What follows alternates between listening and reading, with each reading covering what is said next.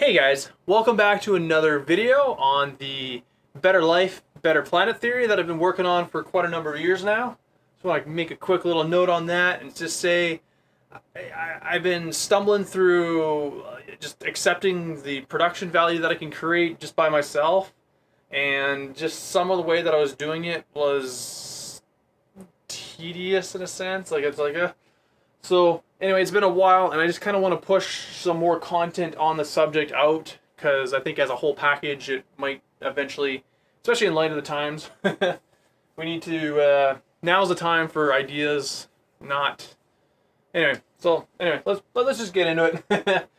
So this one here is going to be about equity and how we're going to kind of redistribute the wealth of people, if you will, to for the better part of everything. I'm going to cover a lot of things. Obviously, there's going to be a lot of things that I could easily elaborate more in future videos.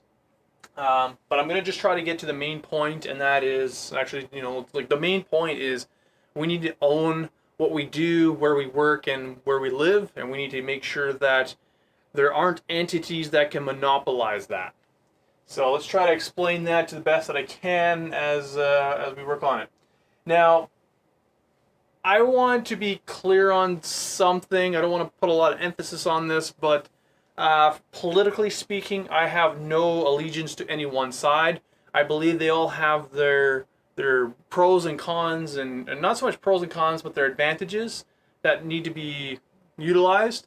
But they also, none of them have the complete picture or the complete solution.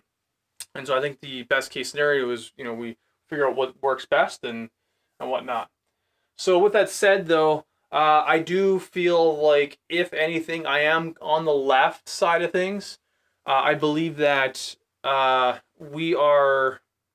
Again, it depends on the circumstances, but for the most part, I do not believe that it should be some triangle with billions of people and a small percentage of people that essentially own everything, control everything, because essentially that just makes the whole bottom part of the pyramid slavery. And that can come in different terms, different ways. We can call it different things, and in many respects, like even when you look at the standard of living, that there has been benefits over the last century to make a pretty strong case for what we've seen thus far. But that doesn't mean that what we're doing now is good for everybody, or that it could not be improved. So, anyway, socialism just fundamentally doesn't work. It never has worked. There's no examples of it working. It's sort of a fancy idea of saying, well, we have the economy and people create the economy. How come we don't have equalness in it? And I think the answer is for the most part, most people aren't utilizing what the rich people are doing to become rich or wealthy themselves. It's kind of an educational thing. Now, with that said, it's also a cultural thing. We're not culturally conditioned, or it's not culturally accepted to learn about finances and business and anything pertaining to money. We go to school, we learn none of this, and then we're just kind of put into the workforce, and you're kind of told what you should be worth, and by a wage and whatnot. And we need a free market. If there was no such thing as a free market, we would not have any way to tell what the value of anything is. And if everybody just sort of gets this baseline bottom of whatever, I mean, essentially all it really becomes is a race to the bottom. You look at Russia, China, whatever, like any communistic, socialistic government out there, the standards of living for people are not very good. They could be better.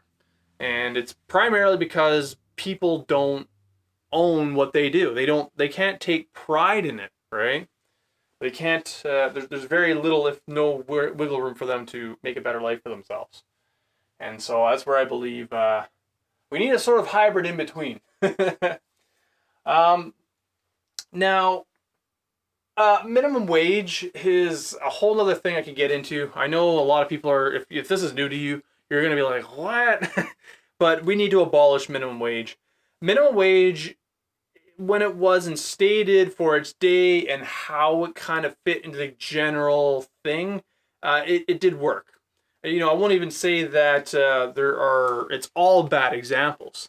However, the powers to be, the larger anyone becomes, you know, there's a lot of ways today that we can manipulate the minimum wage and essentially make things worse. You know, if you look at inflation versus minimum wage, they do not parallel each other at all. People are getting poorer and poorer. And if you look at data on minimum wage versus you know, like other potential earning incomes, like it's minimum wage plus some amount. And I think in some of the research that I've looked at, I mean, there's certainly examples otherwise.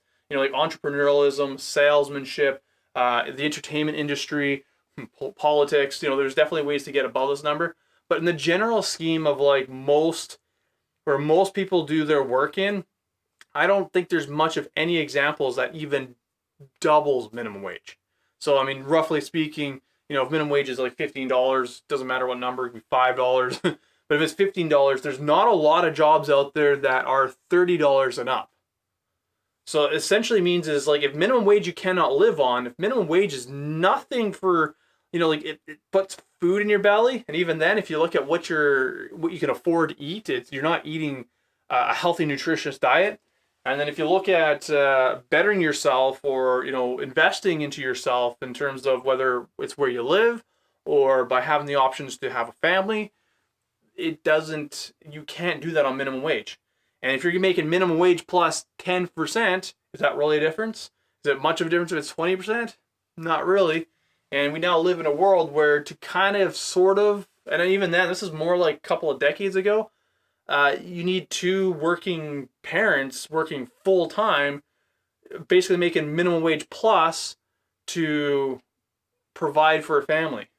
And every year, you know, it's a little bit, but every year compounds on itself, and it doesn't matter if you have an education or not, or what job you're doing, your purchasing power and what you're able to do with it is becoming less and less.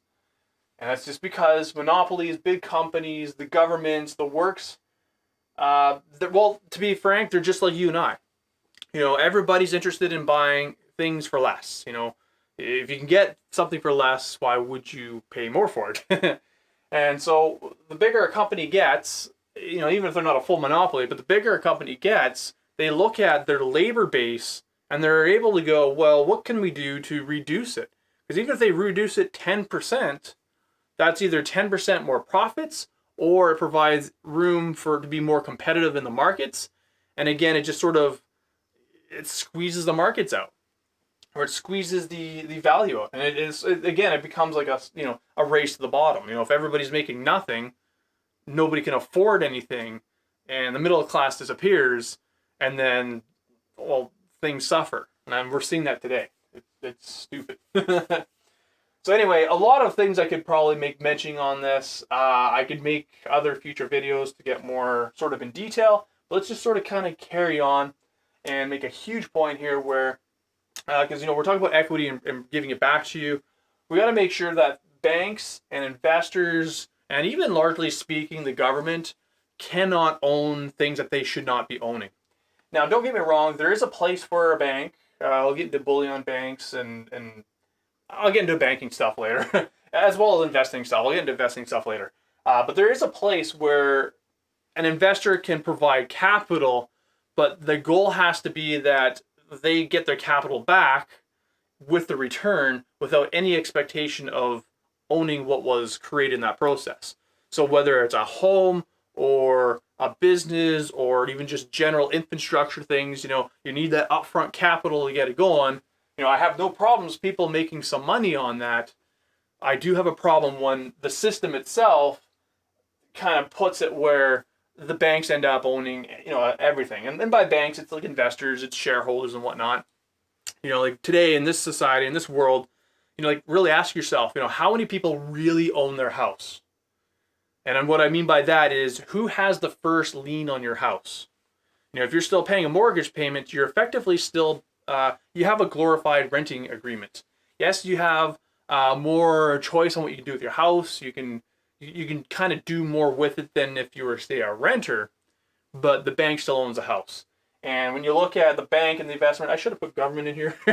When you look at the monopolies and how they team together to create the systems to, extract wealth out of the everyday person, you'll find that, well, realistically, they own 90% of everything. And yet we created all the energy and wealth and whatever else. I believe we got to make sure that they don't have the power and influence that they have today. And the way that we can do this is we gotta own what we do, and we gotta own where we live. So, for an example, let's use the home example. You gotta own where you sleep at night. Like that has such a huge psychological. Like anybody that owns their house, like anybody in the top whatever percentage that actually owns their house, it's theirs.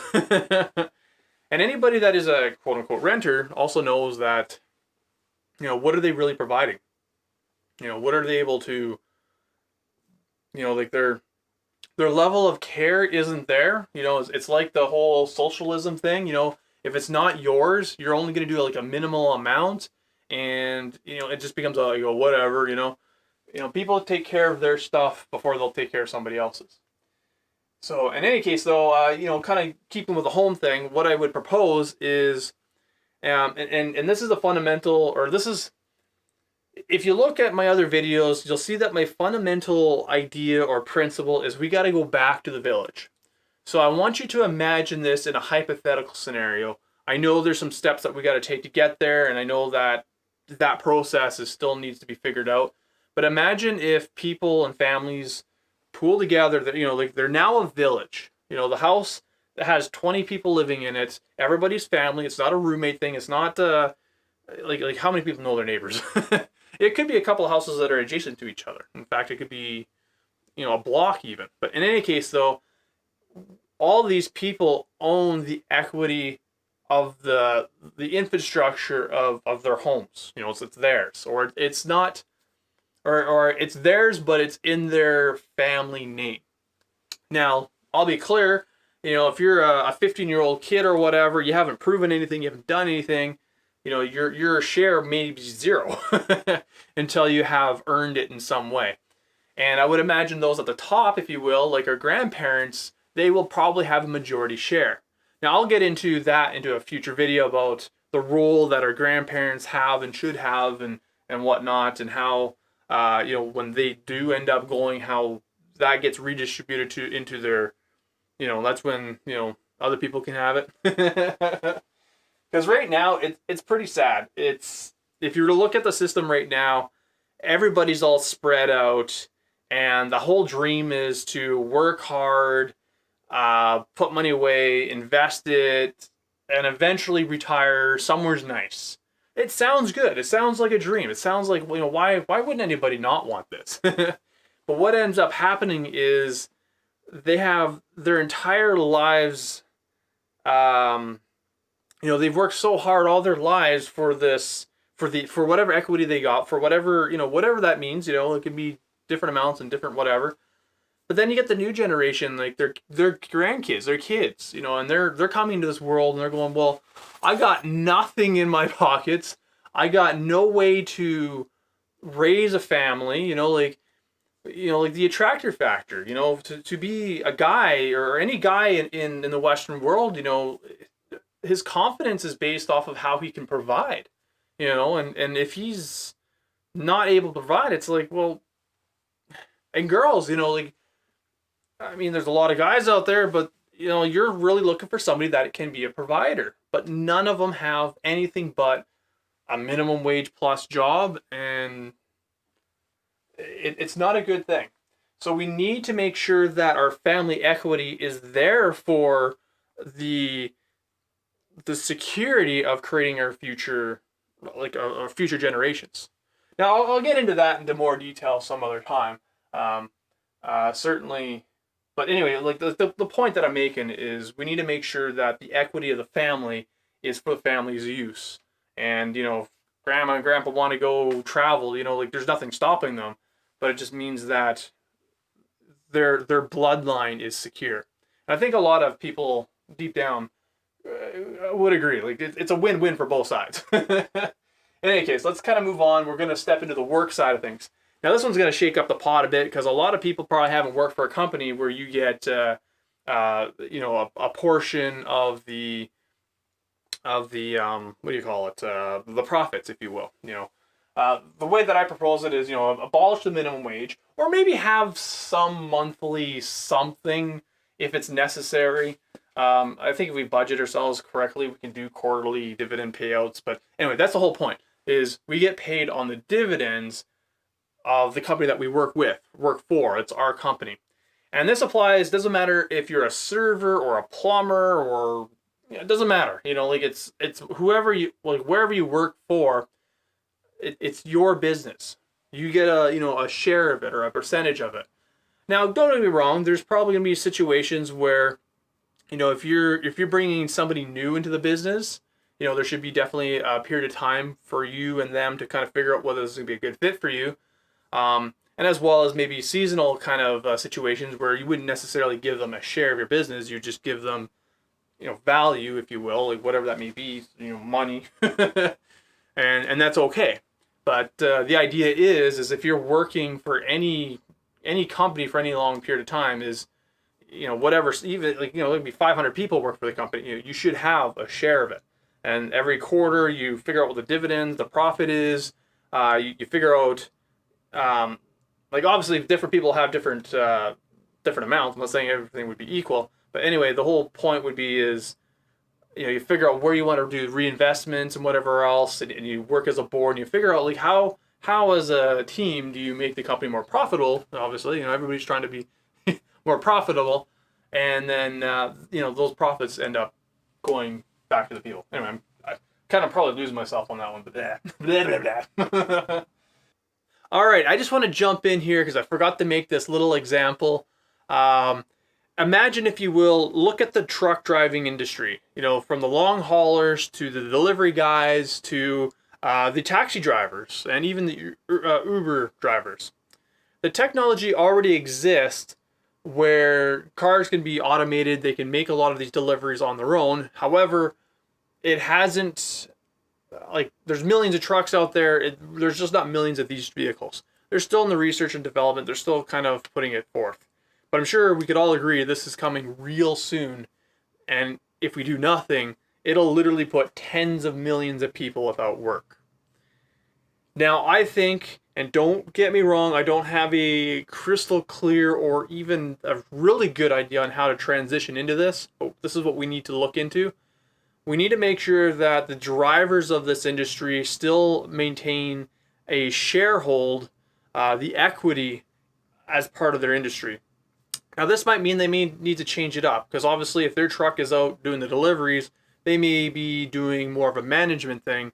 And I know software can potentially manage things better. So I'm not exactly sure what they need to do, but I think that they should still own that, or own a part of that. Because if we don't, then what it means is it'll be the trucking companies, it'll be the taxi companies, not the people, but the company itself, that'll just own it all. And realistically, that's only going to feed so many people. That's just going to make one group of people really rich, and tens of millions of people are going to be poor. But in any case, though, still got to figure out that one. Let's just get back to the regular programming. So anyway. So I kind of hope you kind of got an idea of this. And again, going back, into it's for our benefits. We create 100, the economy is 100% no matter how big it is. If it grows by 5%, it's still, it really just goes to the bank and the investors, and don't get me wrong, there is a place for people to create risks and provide capital and make business ventures and whatnot. But again, we got to make sure that there's I wouldn't say a limit, but there is a limit. I mean, I'll get into what limits that we should aspire to, even though from a personal level it'll be all, I wouldn't say pooled, but it'll be part of the family.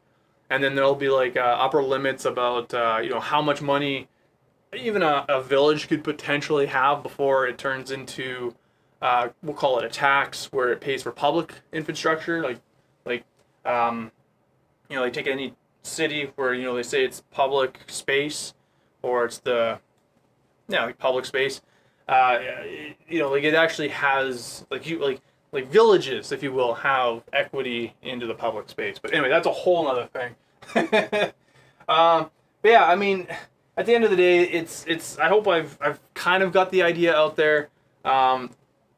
Just a brief recap, just to summarize it all up, is we need a system where we get our fair portion of equity for the work and value that we do, and it should be where we live, it should be where we sleep, it should be where we work. Because right now, if you don't own where you sleep or where you work, you're going to get squeezed out. And that's Canada, that's America, that's the West in general. Because there's a lot of banks and investors and governments out there that they invest a lot into making sure that it is that way. And so, in any case, though, I hope if you're still here, thanks for watching, and hopefully there'll be more of these into the future, and hopefully as I get better at, it'll be better. But for now, I'm just sharing you my thoughts and notes on the subject at hand. Other than that, have a good one.